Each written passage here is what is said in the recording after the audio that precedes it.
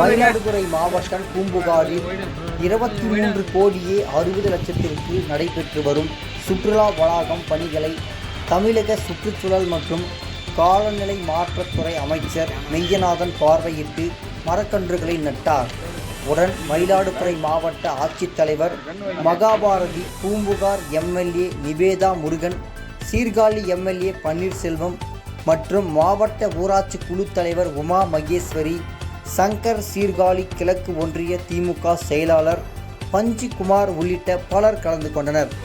தினமடை செய்திகளுக்காக மயிலாடுதுறை மாவட்ட ஒளிப்பதிவாளர் நடராஜன்.